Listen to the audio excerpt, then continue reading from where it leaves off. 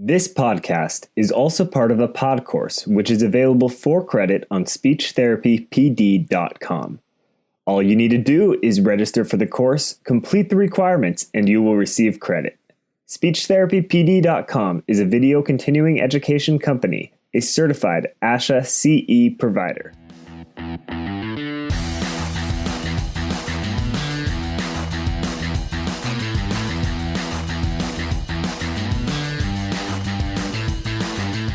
Hi folks, and welcome to First Bite, Fed, Fun, and Functional. I'm your host on this nerd venture, Michelle Dawson, MSCCC SLP, the All Things Peds SLP. This podcast was, like most creative processes, birthed from a combination of several cups of coffees and, honestly, even more questions posed by a series of impassioned graduate students that I've had the pleasure of supervising over the last several years. First Bite's mission? It's to answer those questions that we've all had, but we've either been too afraid to ask or we didn't have the subject matter expert saved to our own personal speed dials. So, do you too have more questions and answers when it comes to treating your medically complex and fragile pediatric patients? Are you unsure if the signs and symptoms that you're observing are indicative of an allergy, maybe an underlying GI issues, or could they possibly be neurologically driven? How many questions do you really have for that registered dietitian regarding the formulas prescribed and the flow rate through that patient's G-tube? Have you ever been consulted for a quote-unquote difficult latch only to find out that the mother's exclusively breastfeeding, but you've never nursed a little one or worked with the breastfed patient before? And what about functional communication? Are you so over flashcards, but you need advice on how to get started with core vocabulary with a non-speech generating device, or how to find the right fit for a speech generating device?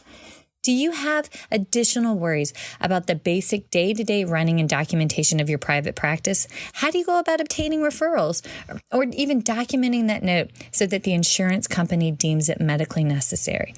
If you answered yes, well, then come join me, Michelle Dawson, for this dynamic podcast presented by speechtherapypd.com. Who am I, you ask? Well, I'm a self-described SLP geek with, as my family says, a touch of the ADD and ADHD. I have a passion for serving the least of these, namely the most complex and involved pediatric patients in their natural environment through my private practice, Heartwood Speech Therapy, in the Columbia, South Carolina metro area. I also have had the pleasure, and currently still am, traveling the country where I lecture on best practices for pediatric dysphagia and functional language acquisition delivered through an early intervention natural environment model. Are you still intrigued? Then come join me as I interview some amazing folks. And don't forget that you can submit questions for a Q&A or interview request topics to me via email at firstbite@speechtherapypd.com or on our Facebook page. And also check out our website. Drop a review. Subscribe to obtain those coveted ASHA CEUs. All right, folks, let's get right to it.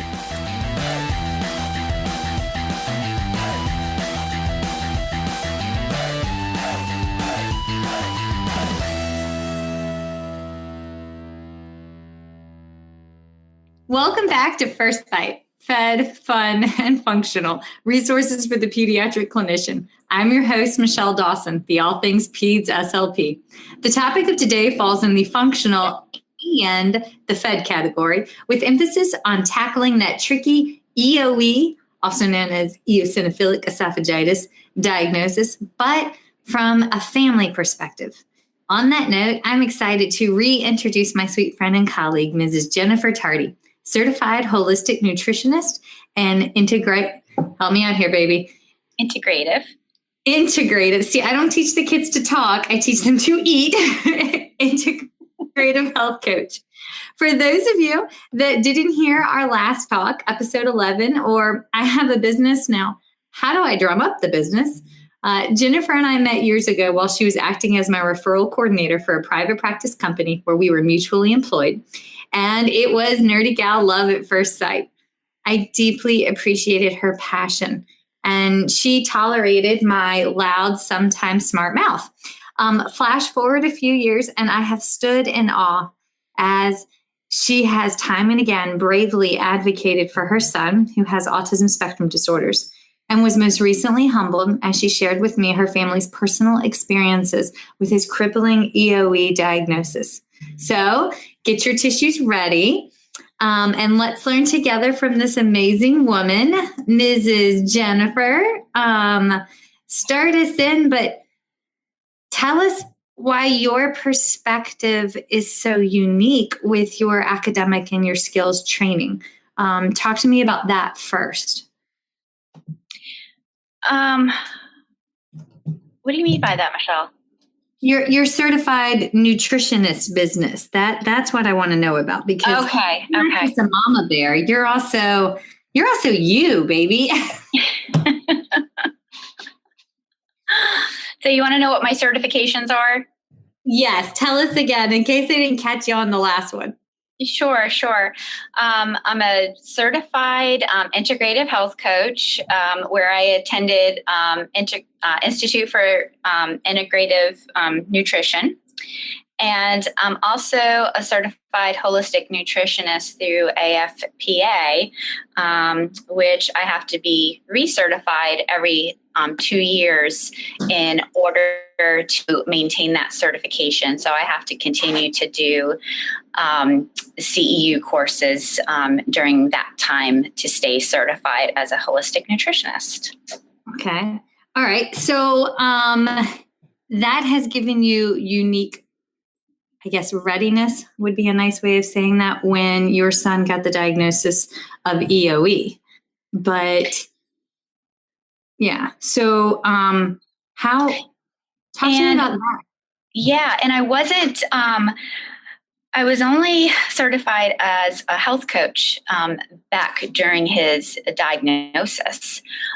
So his diagnosis gave me the passion and the drive to go even further in getting, certified all the way as a holistic nutritionist.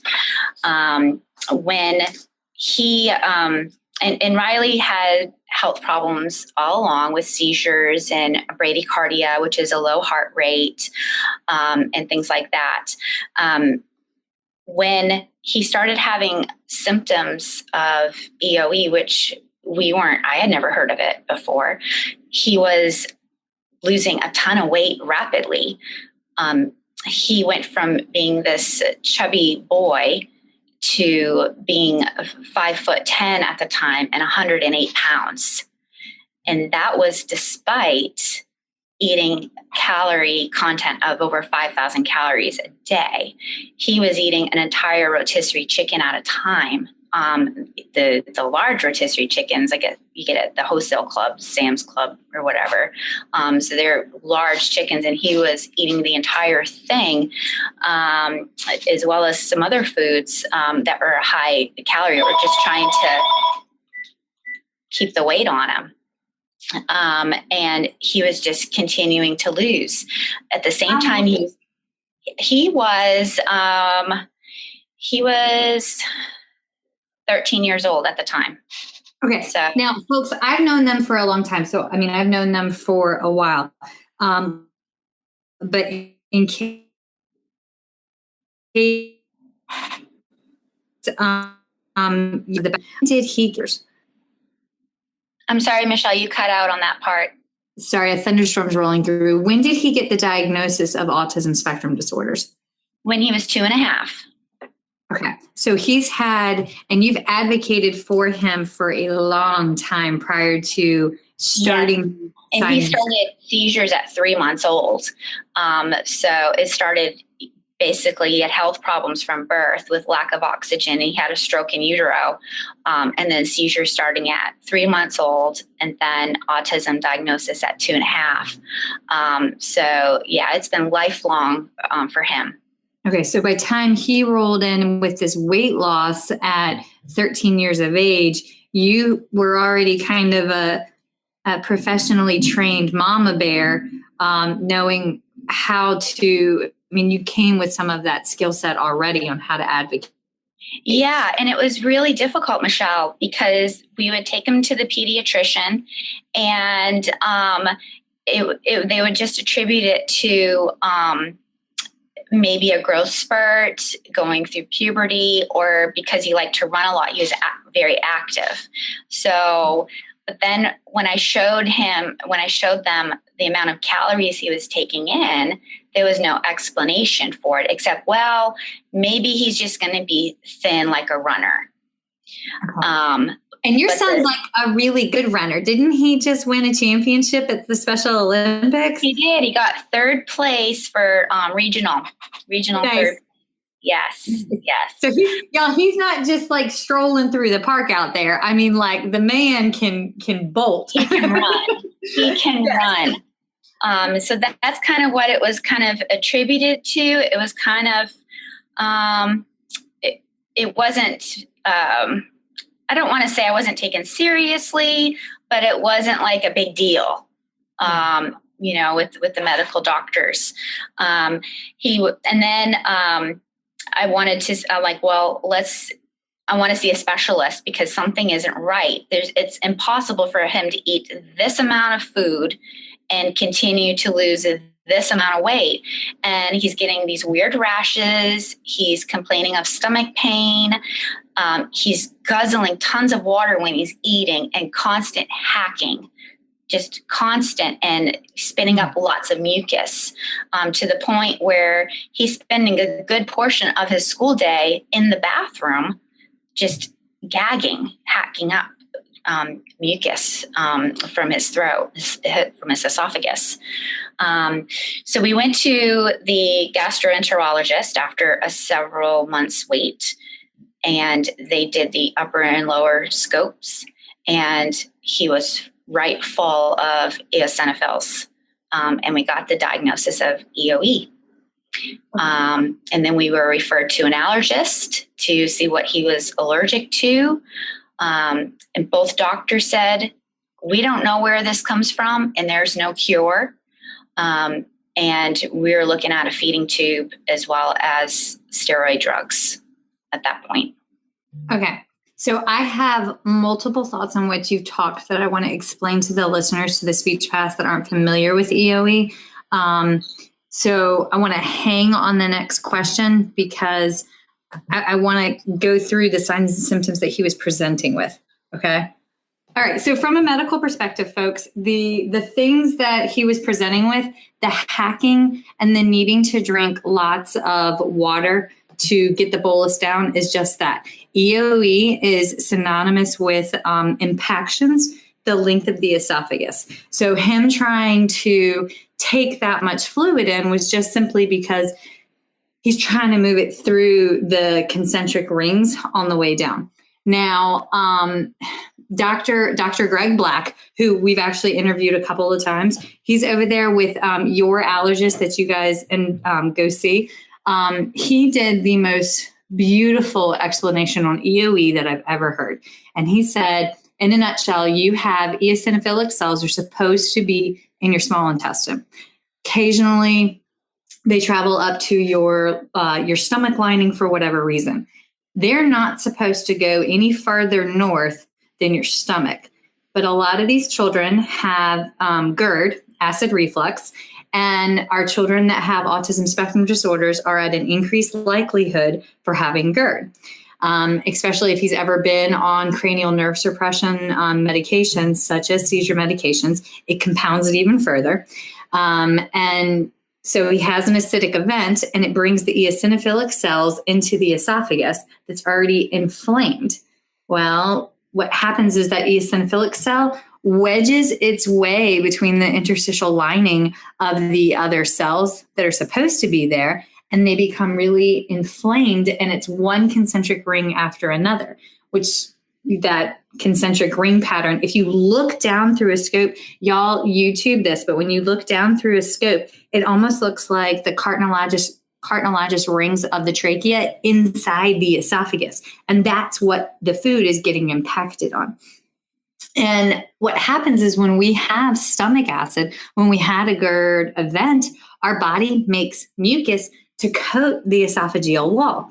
So he's making all that mucus to coat and smooth the lining of the esophagus, trying to drink the water to move the bolus through the esophagus. And it's just one thing after another. So from a physiological perspective, if you go in and you do your swallow evals and the child is presenting with some of those signs and symptoms, and they have complaints of their stomach hurting, your first clinical thought should be to get that baby to a good pediatric GI. Because, I mean, don't give me the kid that has disfluencies. I will make the child stutter more.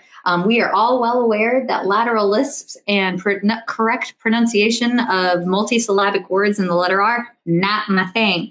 Not all pediatric GIs are good at chasing EOE. So those are just, a lot of people are still not familiar with it. And here's the other scary fact about EOE. EOE has the same prevalence rate. It impacts boys more than girls. It's a 4-to-1 ratio for boys. So it kind of looks like our ASD populations from the beginning. So, okay, I'm sorry. I just had to put those two thoughts in because I knew there was a lot of people on the line thinking, well, what does EOE look like? So there it is. Okay. All right. So continue back in. I apologize, Jennifer, for interjecting. But once you guys got him over to the allergist, how did you find out what you could feed him? Because a lot of these kids end up on EleCare Junior Vanilla, and with feeding tubes. Exactly. And that's where we were headed because he was down to 108 pounds, and that is severely underweight for a 5'10" boy. You know, he had lost over 30 pounds in a very short period of time. They did allergy blood testing. The only thing that showed up for the blood test was shellfish, highly allergic to shellfish, which is weird because we're from Maine and he ate shellfish all the time and never had a reaction. So it's kind of odd that he reacted very high on a blood test for shellfish. So we resorted to the patch testing, which I think was a 48-hour testing where he had to wear these, like, they look like little bottle cap things that were taped to his back with several different foods that could be allergenic for him. Come to find out, just about 100% of his diet, he was very allergic to. Oh my God. Yes. The poultry, peaches, rice. And you just said he ate a rotisserie chicken a night. Yes. Wheat, dairy, you name it, eggs, nuts, all that peanut butter, he was eating peanut butter sandwiches, just trying to put that weight on him. He was allergic to everything. So it was like, okay, we are not going the feeding tube route. I'm not going to do it.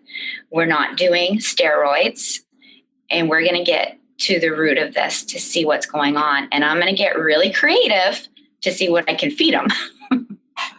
So what did you do? How did you go about feeding him? I mean, if he's allergic to like primarily all the foods that were in your pantry. Okay. And now I see why you went on for that additional certification and training. And to top it off, what is the common link with people with autism? They're very picky eaters. Yeah. So, and nonverbal or limited verbal.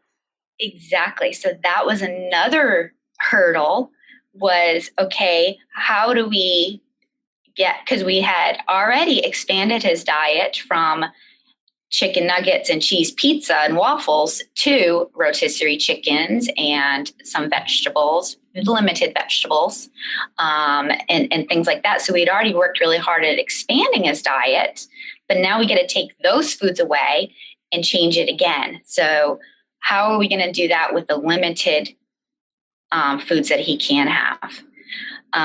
So the number one thing I thought of was potatoes. those are filling, and you can make them really high in calories. Guacamole or avocado, that's another high fat food. I can support this diet, potatoes and avocados. I know, huh? I had to learn how to make bread, because all of the breads in the store, even the gluten-free, because now he's allergic to oats, wheat, and rice. Even the gluten-free varieties have rice in them. They're made with rice flour. So I couldn't even use that. So I had to research and find bread recipes to make in a bread machine that he was going to be able to have. I swapped out nut butter for sunflower seed butter. I swapped out regular milk for soy milk because he wasn't allergic to that. Things like that. The other thing is the more research I did, the more I looked at the timelines of when EOE was started to come about, and the amounts of pesticides that are used on our foods and GMOs. There was a direct correlation between the increase in allergies in children as well as adults. Now you have adults having food allergies with foods that they've eaten all their lives, such as a nut allergy or soy or corn allergies. And it all kind of traces back to the Roundup and glyphosate that's sprayed on all of our foods. So the more research I did and the more books I read, is like, we've got to go organic, and we've got to get him flooded with vegetables and fruits. I treat feeding. So like my next thought is, all right, you have a child that now has a life-altering diagnosis that is a picky eater, that has limited, at the time he had limited verbal abilities. I am well aware that he is quite verbal now. But with his big old deep manly voice. But you guys, that changes as a family, because one of the things that I always recommend to families is if you want your child to eat and drink what they need to, what we're food chaining out to, then you have to model that. So how did y'all go about and let that me from back a little bit too, Michelle? The same time that Riley was diagnosed, Hallie was also diagnosed with ADHD, and the teachers at school were pushing, our daughter, were pushing for her to be put on ADHD medication. And I didn't want that. So the more we saw, okay, this food is playing a big role here, we got to do this as a family, because we were all having some sort of health conditions going on. But at the time, our main focus was Riley. But like you said, we had to model it. And how are we going to get this severely picky eater child to start eating vegetables and fruits? Because we never pushed it before. It was just kind of avoid a tantrum type of thing, which is, don't do that, parents, ever. So we started with smoothies. And we got him involved in the kitchen. And say that again. Wait. Drum roll. You got him involved in the kitchen? Is that what you said? You brought him in? That is the number one thing, is you got to get them involved in the kitchen. Let them help prepare the food, because they're going to be interested and they're going to be more likely to try it, because there's the trust thing, because they've helped to prepare it.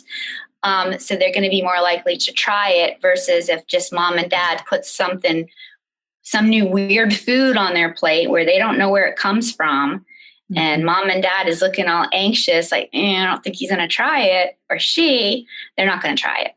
Yeah. But if you get them involved and they see all the steps and what is going on, they're going to try it. Yeah. And that's what we have to do. They have to be involved in the process. Folks, we are the World Health Organization has very clear position statements that all of our therapies are supposed to be functional and ADL based. And we get ADLs. We get activities of daily living for our geriatrics. I mean, my gosh, it's drilled into us. But we forget that has an immediate carryover to our pediatric populations. So if you're working on feeding therapy, especially with a kid with EOE and a child that has ASD, don't just throw the food down. Get them in there. Yes. Yeah.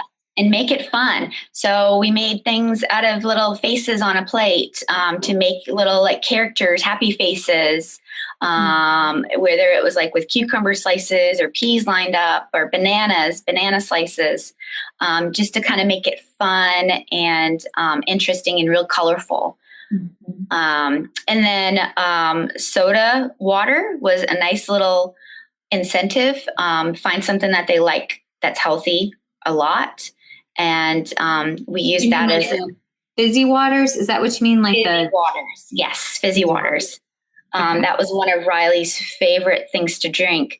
So we kind of used that as an incentive to get him to try new foods. And then just kept reiterating, this is going to make you healthy. This food makes you sick. Like the chicken. So this is healthy food. This food is going to make you sick, and just kept educating him and training him that way. So he would be fully aware what he can have and what's going to make him sick. I just running at an early intervention party last spring. I think, wasn't it last spring? And the company that was hosting it was passing out bags of chips. And you and Paul were featured speakers on healthy eating, which is fantastic. And the irony that they're there passing out bags of like the worst chips ever. And, my family, I got my babies there, and my babies were like 2 and 4. And the 4-year-old's like, ooh, we get to eat these giant cheesy orange chips that mama doesn't let us have in the house. And Riley walks over and he's like, you're eating poison. And my 4-year-old's like, I'm going to die. I was like, he did just as plain as day. your lessons worked, my friend. Also, my 5-year-old, whenever he eats them, he's like, and you're sure it's not going to make me sick? And I'm like, once or twice a year won't kill you. Have fun with eating with the grandparents. But yes, way to go, Riley. Okay, all right. So, how long was this recovery process for y'all? Well, it didn't happen overnight. We started noticing his skin clearing up first. Did he have eczema or acne? What do you mean? Clarify that. He had both, Michelle. He had really bad eczema, and then he had really bad like cystic acne all over his face, and then especially around his hairline. Where it can get really oily. And all over his back, just cystic acne.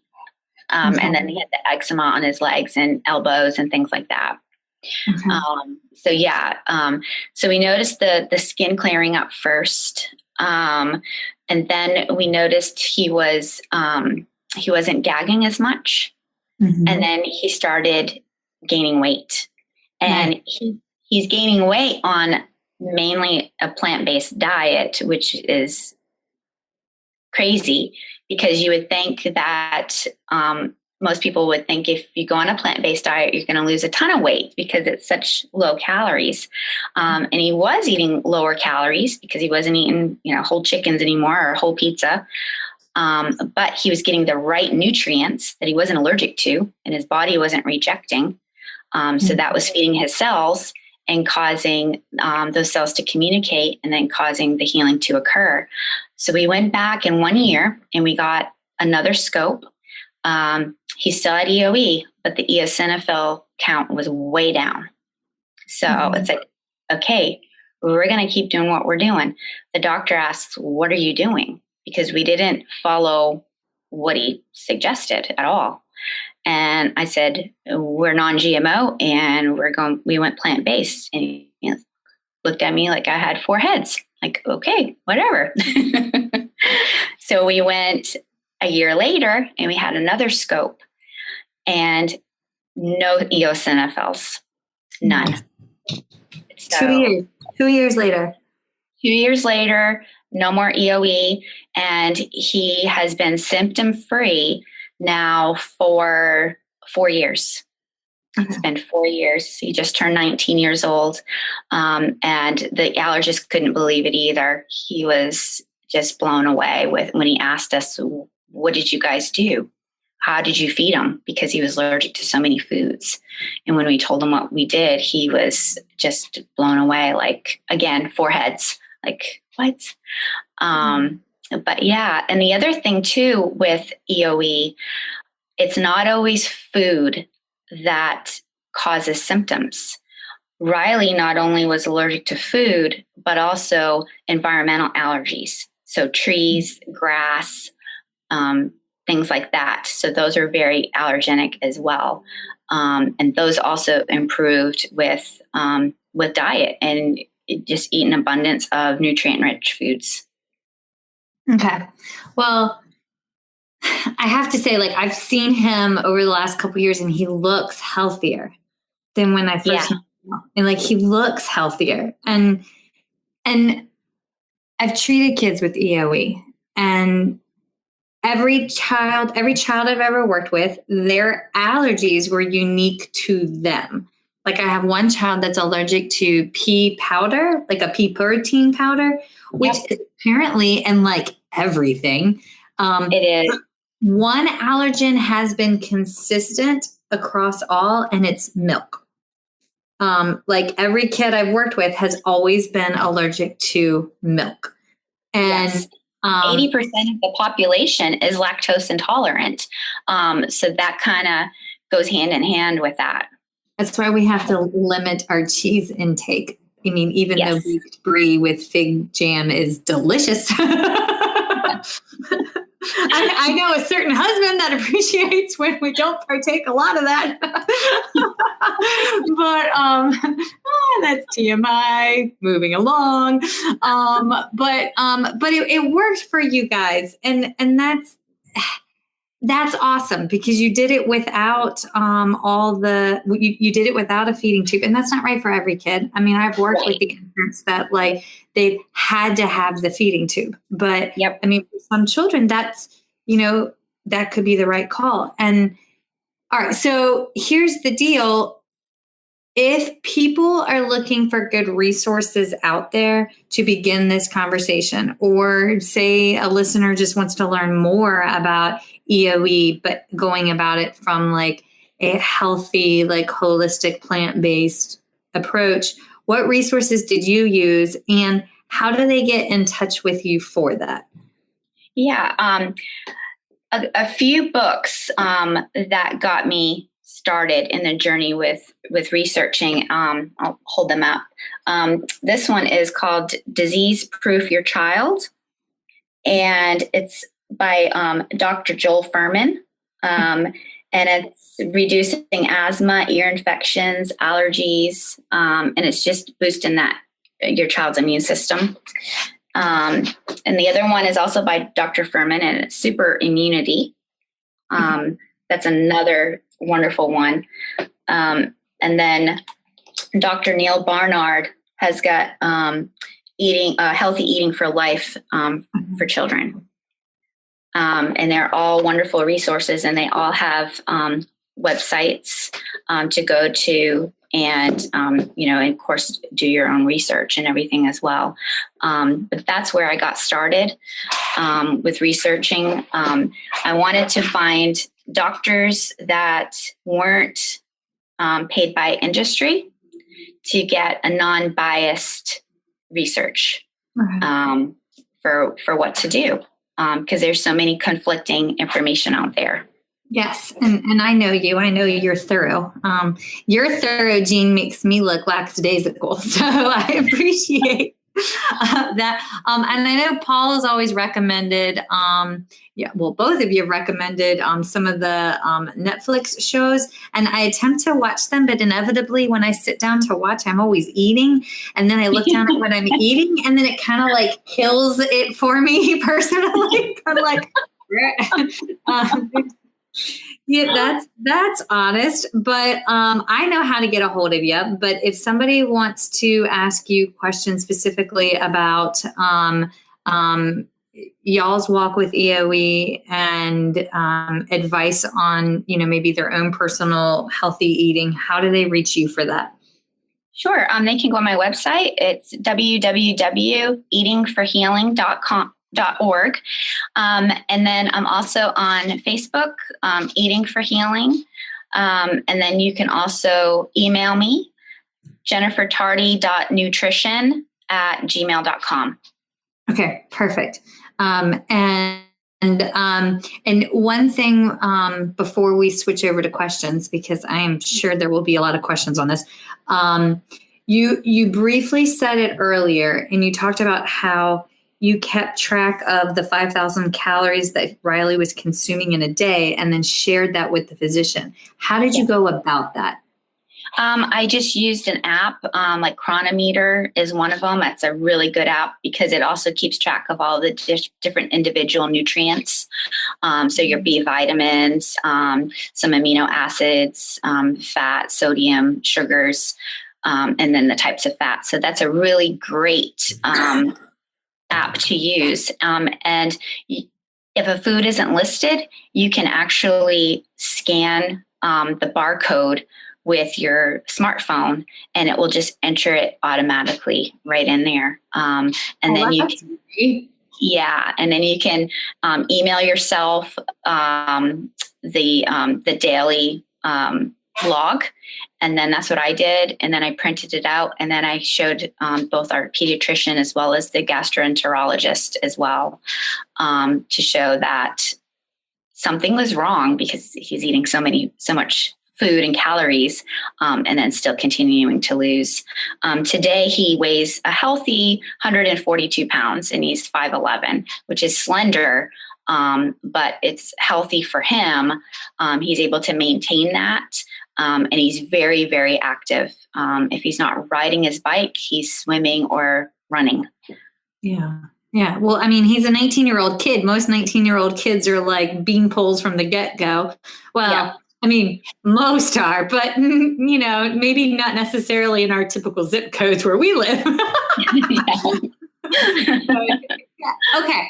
All right. Now, is there any last parting words of wisdom that you have for maybe the parent that's out there listening that, tell it from the mama? How would you say that? Don't be afraid to do extra research. So if your gut tells you that something isn't right, go with it. If I hadn't done that, if we hadn't done that, Riley, he would have had to have a feeding tube because he would have kept losing weight and the EOE would have gotten worse.